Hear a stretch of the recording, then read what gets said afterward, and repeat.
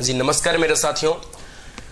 Test series चल रही थी। टेस्ट सीरीज में सेकंड पार्ट आपके सामने आज फिर से मैं लेकर हाजिर हूं और इसमें सबसे पहला क्वेश्चन हमारा रहता है कि राजस्थान का एक विशेष किला जिसका नाम कुंभलगढ़, और क्वेश्चन बनता है कुंभलगढ़ किले का निर्माण किसने करवाया था। ऑप्शन मिलेगा आपको महाराणा कुंभा, ऑप्शन मिलेगा रतन सिंह, ऑप्शन मिलेगा महाराणा प्रताप, महाराणा सांगा। तो ध्यान रहे, मेवाड़ स्थापत्य कला का जो उत्थान किया था महाराणा कुंभा ने किया था। मेवाड़ में 84 किले आज, और 84 किलो में 32 किलो का निर्माण भी महाराणा कुंभा ने करवाया था। तो मेवाड़ की कुंभलगढ़ का निर्माण भी किसने करवाया था? महाराणा कुंभा ने करवाया था। राजस्थान ही नहीं बल्कि पूरे इंडिया में सबसे लंबी दीवार, सबसे लंबा परकोटा, सबसे बड़ा परकोटा है तो कुंभलगढ़ का लगभग 36 किलोमीटर। इसके बारे में बताया गया 36 किलोमीटर की कुंभलगढ़ की दीवार है।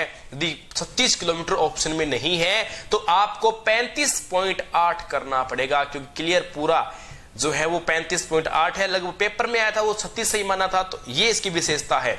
ओके, फिर अगला प्रश्न क्या कहता है, राजस्थान में त्याग प्रथा का संबंध किस वर्ग के समाज से रहता है? तो इसमें आपका आंसर है, देखो ऑप्शन देता हूं 4, ब्राह्मण, क्षत्रिय, वैश्य, शूद्र। तो इसमें क्षत्रिय रहेगा, त्याग प्रथा तो शुद्ध क्षत्रियों में रहेगी। फिर इसके बाद गाय की वह कौन सी नस्ल है जो द्विप्रयोजनीय नस्ल के रूप में जानी जाती है? देखो आंसर मानने को तो इसमें से नागौरी बता रखा है, लेकिन लगभग गाय लगभग द्विप्रयोजनीय ही होती है। यदि अगली बार ऐसा इसका प्रश्न आता है तो इसका प्रूफ मैं दूंगा कि लगभग गाय द्विप्रयोजनीय होती है। इस पे अपने रीट लगाएंगे। पहले ये ऐसा प्रश्न उठा हुआ है तो अब शायद ऐसा प्रश्न है, द्विप्रयोजनीय लगभग सारी होती है, तो उन्होंने नागौरी सही माना था। फिर अगला प्रश्न, पूर्व राजस्थान किस चरण का नाम था? यह किकन भी हिस्ट्री में चला गया। 7 चरण आते हैं किकन कुल। पहले का नाम मत्स्य संघ था तो दूसरे का नाम पूर्व राजस्थान था, तो पूर्व राजस्थान नाम दूसरे चरण का आता है। फिर जेता व कुंपा किस शासक के सेनानायक थे? सभी को पता है, मालदेव। जेता व कुंपा मालदेव के थे। फिर इसके बाद में किस शासक को उसकी सेवाओं से प्रसन्न होकर अकबर ने फरजंद व राजा की उपाधि प्रदान की थी? तो शासक है मानसिंह कछवाए। तो क्या है कि अकबर ने मानसिंह को अपनी बेटे की तरह पढ़ा था, अपने पुत्र की भांति पाला था और उपाधि दी फरजंद। फरजंद का मतलब यही होता है पुत्र की भांति। फिर इसके बाद नेक्स्ट क्वेश्चन क्या कहता है, राजस्थान राज्य की सिंचाई परियोजना है वो कुछ राजस्थान की पहली नहर सिंचाई परियोजना है। ऑप्शन 4 सुनो, आप बताओ आंसर कौन सा है, लास्ट में बताता हूं। जवाई परियोजना, जवाई बांध परियोजना, चंबल नदी घाटी परियोजना, जाखम परियोजना, गंग नहर परियोजना। राजस्थान की पहली नहर परियोजना है तो इसका नाम आता है गंग नहर परियोजना। फिर गंग नहर की यदि बात की जाए, राजस्थान की पहली नहर परियोजना, इसका निर्माण 1921 से 1925 के मध्य हुआ था। महाराजा गंगा सिंह बीकानेर के महाराजा सतलज नदी के पानी से हुसैनी वाला हेड से इस नहर को निकाला था। राजस्थान में ये नहर कक्खा गांव से प्रवेश करती है, गंगानगर जिले से, और इस नहर का टारगेट तो बीकानेर पानी ले जाने का था, लेकिन बीकानेर नहीं पहुंचा। तब 1927 में उस समय भारत के वाइसराय हुआ करते थे वो लॉर्ड इरविन थे, और लॉर्ड इरविन महाराज गंगा सिंह ने क्या हुआ, 27 के अंदर नहर का उद्घाटन किया। इसी के साथ 1927 में गंगानगर नगर की स्थापना की थी। ये विशेषता आती है। ठीक, फिर नेक्स्ट बात, राजस्थान के किस विद्वान का नाम पंचायत राज व्यवस्था में सुधार हेतु दी गई सिफारिश से जुड़ा हुआ है? तो इसमें नाम आता है, क्या नाम आएगा, लक्ष्मीमल सिंघवी। इसे LM सिंघवी भी कहा जाता है। फिर बराव क्षमता की दृष्टि से राजस्थान के पश्चिमी भाग का सबसे बड़ा बांध है? तो ध्यान रहे, पाली में स्थित सुमेरपुर में बांध जिसका नाम है जवाई बांध। तो क्या कि राजस्थान में बराव की दृष्टि से सबसे बड़ा बांध तो बात करें तो देखो आएगा जिनमें जल ग्रहण क्षमता ज्यादा है, राणा प्रताप सागर बांध है चित्तौड़गढ़ के अंदर। लेकिन क्षेत्रफल और आकार में सबसे बड़ा बांध की बात की जाए तो सबसे बड़ा बांध है मारवाड़ का, जिसे अमृत सरोवर कहा जाता है। वो बांध है राजस्थान का जवाई बांध। कौन सी नदी पर बना है? जवाई नदी पे बना हुआ है, जो लूणी की सहायक नदी मानी जाती है। ओके, फिर इसके बाद ग्रामीण क्षेत्र की सबसे छोटी इकाई होती है? देखो ऑप्शन देता हूं 4, आप देखो। ऑप्शन नंबर 1 ग्राम सभा, पंचायत समिति, जिला परिषद, नगर परिषद। अब आपके दिमाग में क्वेश्चन मार्क है। देखो ऐसा ऑप्शन कई जगह आता है कि 2 ऑप्शन साफ पता लग रहा है कि जिला परिषद नगर परिषद तो नहीं हो सकता, लेकिन ग्राम सभा और पंचायत समिति हो सकता है। यह आपके दिमाग में ना। बिल्कुल। अब 2 पे बात आ गई तो ध्यान रहे, गांव में एक ग्रामीण में सबसे छोटी इकाई ग्राम सभा होती है। ओके, फिर जैसलमेर चित्र शैली का प्रमुख चित्र जो वहां के राज प्रसादों की मुख्य शोभा है वह कौन सा है? तो ध्यान रहे, मुम्मल का चित्र है। तो ये राजस्थान में वहां के जैसलमेर या भाटी राजघराने की शोभा किसे कहा जाता है? तो मुम्मल को ही कहा जाता है। ओके, भारत पाकिस्तान की उत्तरी पश्चिमी भाग में खींची गई अंतरराष्ट्रीय सीमा रेखा है, इस रेखा को क्या कहेंगे? प्राकृतिक, कृत्रिम, आर्थिक या धार्मिक? प्राकृतिक मतलब नेचुरल, अपने आप नहीं है ऐसा। दूसरा ऑप्शन आर्थिक। आर्थिक कैसे हो सकती है? आर्थिक रेखा मतलब होता है कि इकोनॉमिक से संबंधित नहीं है। धार्मिक ना, कोई धार्मिक नहीं है। ये एक रेखा कृत्रिम रेखा है जो एक सांप्रदायिक विभाजन हुआ था। विभाजन, एक पाकिस्तान अलग है और इंडिया अलग है, बस। फिर राजस्थान की नदी जो बंगाल की खाड़ी की ओर जल लेकर जाती है, ऑप्शन सुनो, बनास, माही, जाखम, घग्गर। इनमें से बंगाल की खाड़ी में जाती है वो है बनास नदी। ओके, खनिज भंडारों में राजस्थान की स्थिति है। देखो, भंडार तो बहुत है हमारे पास, बहुत अच्छी स्थिति है भंडारों के अंदर, बहुत शानदार स्थिति है। ऑप्शन क्या होगा? अच्छी, खराब, मध्यम, बहुत अच्छी स्थिति है। कर खनिज निकाले जा रहे हैं ना ही जा रहे हैं वो अलग बात है। भंडार तो हमारे पास, भंडारों में तो इंडिया में नंबर 1 हम, लेकिन उत्पादन नहीं है। उत्पादन झारखंड का क्या है? इस प्रकार से मत्स्य संघ का विशाल राजस्थान में विलीकरण कब हुआ? देखो, ये प्रश्न मैंने पहले वाले पार्ट में बताया था कि मत्स्य संघ का निर्माण की बात की जा रही है तो 18 मार्च 1948 है, बट मत्स्य संघ को राजस्थान में विलय कब किया गया था? 5वें चरण में किया गया था। 5वें चरण का नाम आप देखो, इसमें क्या है, क्या आएगा? संयुक्त भारत राजस्थान है। 15 मई और 1949 में ये निर्माण हुआ था। जयमल व पत्ता का संबंध किससे है? ऑप्शन देखो, व्यक्ति विशेष ही पूछ सकता है, गण विशेष भी पूछ सकता है। अब ये ऑप्शन दे रहा है, देखो क्या कह रही है। जयमल व पत्ता का संबंध किससे है? आमेर से, रणथंभौर से, चित्तौड़गढ़ से, बुंदेलखंड से। तो इनमें से आपको करना पड़ेगा चित्तौड़गढ़ से। यदि बात की जाए जयमल राठौड़, वैसे तो ये मेवा ये यहाँ के मेड़ती है, तो नागौर क्षेत्र के ये मेड़ता के थे ये जयमल राठौड़। कल्ला जी के चाचा जी है ये, कल्ला जी, और ये मीराबाई के भाई है। फिर नेक्स्ट प्रश्न, वह कौन सी रियासत थी जिसने सर्वप्रथम अंग्रेजों की अधीनता स्वीकार कर आश्रित राज्य बनाया था? पहली रियासत थी करौली।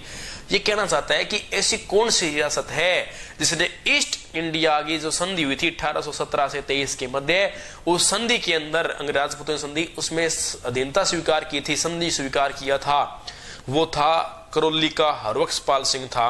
और सबसे अंत में यदि संधि स्वीकार की वो सिरोही का शासक था। ओके, फिर संगमरमर की देश में सबसे बड़ी मंडी कौन सी है? किशनगढ़, अजमेर, ये सबसे बड़ी मंडी है हमारे इंडिया की। फिर हम की बात करें, सफेद मार्बल सबसे बढ़िया है मकराना नागौर का, काला मार्बल बेस्ट है, काला डेरा जयपुर का फेमस है। फिर इसके बाद में नेक्स्ट बात आती है, बांखड़ा नांगल सिंचाई परियोजना का किन राज्यों से संबंध है? देखो, कुल की बात करें तो बांखड़ा नांगल बांध परियोजना का 4 राज्यों से संबंध है। कौन कौन से? पंजाब से, हरियाणा से, राजस्थान से और हिमाचल प्रदेश से। हिमाचल प्रदेश को पानी सिर्फ पेयजल के लिए नहीं, विद्युत उत्पादन के लिए मिलता है। बाकी राजस्थान, हरियाणा और पंजाब 3 राज्यों को पानी पता है किस लिए मिलता है? सिंचाई, पेयजल और इसके अलावा विद्युत, तीनों के लिए पानी मिलता है। पर हिमाचल प्रदेश को केवल विद्युत के लिए पानी मिलता है। ठीक, नेक्स्ट इसके बाद, राजस्थान के किस शहर में कृषि विश्वविद्यालय है? राजस्थान के किस शहर की बात की जाए तो शहर आएगा बीकानेर। बीकानेर में किस निम्न में से बात की जाए तो अजमेर, जयपुर, बीकानेर, टोंक, ऐसे तो उदयपुर में भी है। तो अब अजमेर, जयपुर, बीकानेर, टोंक की बात करें तो बीकानेर के अंदर आएगा। भारत की कृषि में, सॉरी, भारत की राजस्थान में वुल्फेम की सबसे बड़ी खान किस जिले में है? तो इसका आंसर रहेगा नागौर। नागौर में सबसे बड़ी वुल्फेम की खान है। नेक्स्ट प्रश्न, बोटुंडा हमीरपुर क्षेत्र किस जिले में आता है? तो यह आएगा टोंक क्षेत्र के अंदर आता है। जोगी महल स्थित है? जोगी महल की विद्यार्थियों की बात की जाए तो जोगी महल ये अपनाएगा कहां? रणथंभौर दुर्ग के अंदर है, सवाई माधोपुर जिले में। निम्न में से कौन सा ऊर्जा का परंपरागत स्रोत है? निम्न में से ऊर्जा का कौन सा परंपरागत स्रोत है? ऑप्शन सुनो, सौर ऊर्जा, खनिज तेल व प्राकृतिक गैस, पवन ऊर्जा, भूतापीय ऊर्जा। तो इसमें से आपका आंसर रहेगा बी। बी बोले तो खनिज तेल व प्राकृतिक गैस, जो मैंने 2 नंबर ऑप्शन बोला है, तो ये आपका आंसर रहेगा। फिर इसके बाद पृथ्वीराज रासो के अनुसार राजपूतों की उत्पत्ति किससे हुई है? पृथ्वीराज रासो के अनुसार राजपूतों की उत्पत्ति अग्निकुंड से हुई है। पृथ्वीराज रासो के कुल कितने भाग थे? 5 भाग माने जाते हैं। इनमें कुछ 5 भाषाओं का इसमें प्रयोग है कुल। और इसके रचनाकार कौन है? चंद्रबरदाई को माना जाता है। फिर इसके बाद भारत में स्थायी बंदोबस्त लागू किया गया था। कब किया गया था? यह किया गया था 1793 के अंदर किया गया। हंस के पालन के लिए राज्य में कौन से जिले को चुना गया है? हंस के पालन के लिए राज्य में टोंक। देखो 2 जिले बड़ी टक्कर में है नाम आजकल है, तो नए नए काम करने में टोंक का नाम और दूसरा अजमेर का नाम, बड़ा टोंक अजमेर हो रही है, पता नहीं कारण क्या। फिर इसके बाद में राजस्थान में कुल राष्ट्रीय राजमार्ग की संख्या है। देखो विद्यार्थियों, राष्ट्रीय राजमार्ग बार बार चेंज होते रहते हैं, अपडेट दिशा सामने रहती है। राष्ट्रीय राजमार्ग अभी हाल फिलहाल की रिपोर्ट देखे जाए तो 39 करना उचित रहेगा, ठीक है। इसके बाद राजस्थान का वह अभयारण्य जो जंगली मुर्गों के लिए प्रसिद्ध है। राजस्थान का वह अभयारण्य जो जंगली मुर्गों के लिए प्रसिद्ध है, तो वो आएगा माउंट आबू। और यहाँ एक जहरीली घास भी पाई जाती है, जैसे आबू डिकिल पटेरा नाम के नाम से भी जाना जाता है। फिर नेक्स्ट क्वेश्चन, प्रसिद्ध बम्ब नृत्य राजस्थान के किस क्षेत्र का प्रसिद्ध है? तो ध्यान रहे बम्ब भरतपुर। बम्ब भरतपुर ऐसे याद कर लो, टोन सेम सी आ रही है। राजस्थान में पोमचा किसे कहते हैं? ये क्या महिलाओं की एक ओढ़नी है? पोमचा पीला भी होता है, पीमचा लाल भी होता है, पोमचा चीड़ का भी होता है। ऐसे याद करो, पीला पोमचा पहनते हैं पुत्र जन्म के अवसर पे, और एक गुलाबी पोमचा, ऐसे याद करो गुलाबी पोमचा है ना, वो लड़की जन्म मतलब पुत्री जन्म के अवसर पे पहनते हैं। ऐसे याद करो, लड़की होती है उसको पीले से ज्यादा गुलाबी रंग पसंद होता है, इसलिए गुलाबी पोमचा महिलाएं कब पहनती है? पुत्री जन्म अवसर पे। विधवा महिलाएं कहते हैं चीड़ का पोमचा पहनती है, ऐसा सुनने में है। फिर इसके बाद सिंह पर सवार गणेश जी की मूर्ति कहां पर है? तो सिंह पे सवार गणेश जी की मूर्ति ये दिखा रखी है कहां? बीकानेर के अंदर दिखा रखी है। हैरम गणपति मंदिर आता है बीकानेर में, वहां सिंह पे सवार गणपति है। फिर इसके बाद निम्न में से कौन सी कृति विजयदान देथा द्वारा रचित की गई है? तो इसमें आएगी शब्द नाम से है, तो ये कृति इनकी है। अग्नि नृत्य किस संप्रदाय को समर्पित है? अग्नि नृत्य संप्रदाय की बात करें, जसनाथी संप्रदाय बीकानेर में कतरियासर क्षेत्र पड़ता है। कतरियासर का संबंध जसनाथी संप्रदाय से। यहाँ ये बड़ा खतरनाक नृत्य है, पुरुष प्रधान नृत्य है, जो महिलाएं नहीं करती, पुरुष करते हैं, अंगारों पे नाचते हैं, बहुत खतरनाक नृत्य है भी। फिर इसके बाद करवा चौथ का व्रत सुहागिन स्त्रियां किस तिथि को करते हैं? देखो रही बात तिथि की, कार्तिक कृष्ण चतुर्थी है। देखो अभी तो ये बोल रहे हैं करवा चौथ है, शास्त्र तो ये बोल रहा है कि सुहागिन महिलाएं करती है। टाइम थोड़ा विपरीत आ गया, ये आजकल पुरुष वर्ग और करते हैं। थोड़ा सा समय रहा या कोई ऐसा कोई मेरे को मौका मिला ना, कल्चर को पूरी अपडेट करने वाली हो रही है, खास करके मेले त्योहार आभूषण वगैरह ना, ये बहुत ही चेंज हो गए, तो इनको अपडेट करेंगे कभी टाइम निकाल कर। रूठी रानी का महल राजस्थान के किस दुर्ग में? देखो रूठी रानी का महल विद्यार्थियों बहुत है, पर ये दुर्ग की बात कर रहे हैं। दुर्ग तो सिर्फ तारागढ़ में है, इसके अलावा कहीं रूठी रानी का महल नहीं आता है। और इसके अलावा मांडलगढ़ में भी आता है, उदयपुर में भी है, इसे ब्रह्मवश बोलते हैं। अजमेर में 2 है, मांडलगढ़ भीलवाड़ा के अंदर है, मिनाल नदी किनारे, तो अलग अलग है ये रूठी रानियां, ये भी मैं सारी करवा दूंगा। सर्वप्रथम बालिकाओं के क्रय विक्रय पर रोक लगाने वाला राज्य था, तो वो आता है जयपुर। कुटीर ज्योति योजना का संबंध है, कुटीर ज्योति योजना का संबंध आता है ग्रामीण विद्युत कनेक्शन से आता है। भारत में सीमेंट उत्पादन में अग्रणी राज्य है, भारत में सीमेंट उत्पादन में अग्रणी राज्य है, तो कौन सा आएगा? राजस्थान। सीमेंट उत्पादन में अभी हुआ है, पहले आंध्र प्रदेश था और अब यहां अग्रणी राजस्थान हो गया। निम्न में से जो नदी राजस्थान में नहीं बहती वह कौन सी है? माही, बहती है, चंबल बहती है, बनास बहती है। चौथा ऑप्शन दे रहा है यमुना, यमुना नहीं बहती राजस्थान में। फिर इसके बाद राजस्थान की पाकिस्तान से लगने वाली अंतरराष्ट्रीय सीमा की कुल लंबाई कितनी है? 1070 लगती है जी। राजस्थान में 4 जिले आती है, श्रीगंगानगर, बीकानेर, जैसलमेर, बाड़मेर। श्रीगंगानगर की सीमा 210 किलोमीटर, बीकानेर की 168 168 किलोमीटर, जैसलमेर की सर्वाधिक 464 किलोमीटर और बाड़मेर की 228 किलोमीटर लगती है। फिर इसके बाद जून माह के बाद राजस्थान में कौन सी ऋतु आती है? जून माह के बाद यहां वर्षा ऋतु आती है जी। माउंट आबू का औसत तापमान रहता है तो लगभग ये कह सकते हो 27 to 30 सेंटीग्रेड यहां का तापमान रहेगा। लगभग 27 से 30 डिग्री सेंटीग्रेड यहां का तापमान होता है। राज्य में खारी मिट्टी पाई जाती है। देखो जो औसत तापमान बता रहा हूं ग्रीष्म ऋतु का बता रहा हूं मैं। अभी शीत ऋतु की बात करें तो अभी तो आपको सबको पता है कि राजस्थान में एवरेज 10-12 डिग्री सेंटीग्रेड तापमान लगभग चलता रहा है। इसके बाद राजस्थान में खारी मिट्टी पाई जाती है। जयपुर में, दौसा में, जैसलमेर में, कोटा में। इनमें से करना पड़ेगा तो हमें करना पड़ेगा जैसलमेर करना पड़ेगा। फिर इसके बाद चेतावनी रा चूंटिया कविता के कवि है। इस पे कवि मैं स्पेशल, ये बहुत बड़ा टॉपिक है चेतावनी रा चूंटिया। मैं 13 सोरठ है, मैं कभी सुनाऊंगा आपको। 13 सोरठ है, बहुत जोरदार है। कभी मौका मिला तो मैं टाइम मिलने पर इसको निकालूंगा, एक वीडियो निकालूंगा। तो ये लिखी थी किसने? केसरी सिंह बारठ। देखो बारठ परिवार एक ऐसा परिवार है, एक माणिक्यलाल वर्मा का परिवार ऐसा है जो पूरा परिवार स्वतंत्रता के अंदर पूरा समर्पित हो गया था। नागरीदास का वास्तविक नाम क्या था? नागरीदास का वास्तविक नाम था सावंत सिंह। सावंत सिंह किशनगढ़ के हैं ये।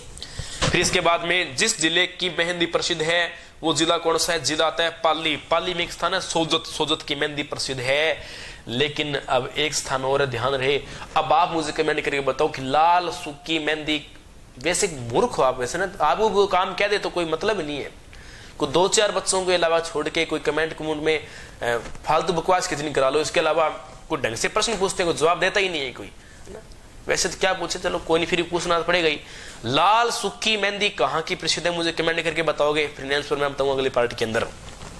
फिर इसके बाद राजस्थान का कौन सा शहर हवेलियों के लिए प्रसिद्ध है? हवेलियों का शहर ऐसे होने को तो जैसलमेर भी फेमस आता है, जैसलमेर भी है। नवलगढ़ की हवेलियां चुड़ैलों के लिए प्रसिद्ध आती है, लेकिन चुड़ैल बिल्कुल सुनिए, सीधी बात बोल रहे हैं, हवेलियों का शहर है तो आएगा जैसलमेर। पटुओं की जैसी हवेलियां हैं, बड़ी जोरदार हवेलियां हैं।